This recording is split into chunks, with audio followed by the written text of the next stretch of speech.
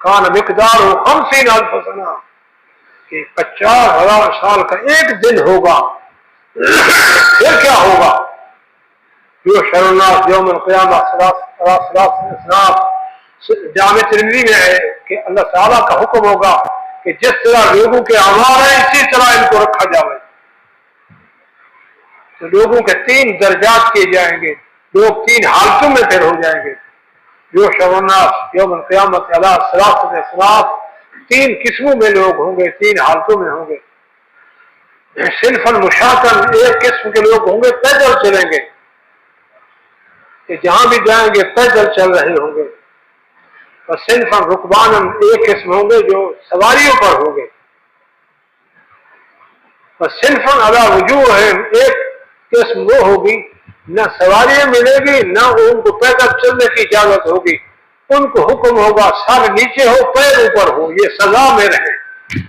دل ہو 50,000 سال کا، فرمان ہو پاک محمد صلی اللہ علیہ وسلم کا. تو پھر یہاں آدمی کہے کہ نہیں نہیں چھوڑو، تو پھر اس سے کام چل جائے گا.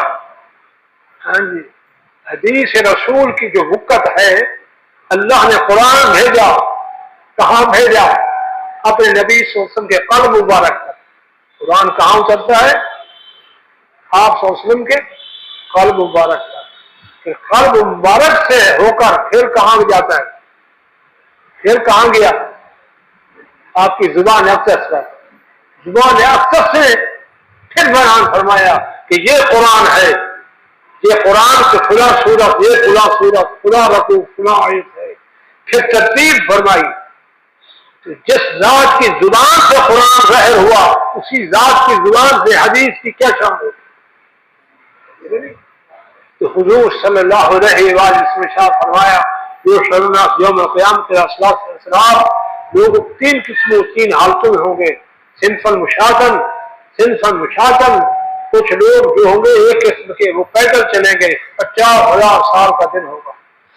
اور صنفا رکبانا، ایک قسم کے لوگ ہوں گے جو سواری پر ہوں گے. اور صنفا علی وجوہہم، تیسری قسم کے لوگ جو ہوں گے وہ کیا ہوں گے؟ وہ منہ کے بل چلیں گے، منہ کے بل. قیل یا رسول اللہ کیف یمشون علی وجوہہم، عرض کی کہ یا رسول اللہ وہ منہ کے بل کیسے چل سکیں گے؟ حضور صلی اللہ علیہ وآلہ وسلم نے فرمایا ان الذی یمشاہم علی اقدامہم قادر علی یمشیہم علی وجوہہم، جو ذات پیروں پر چلا سکتی ہے وہ منہ پر بھی چلا سکتی ہے. یتقون من وجوہہم کل عام،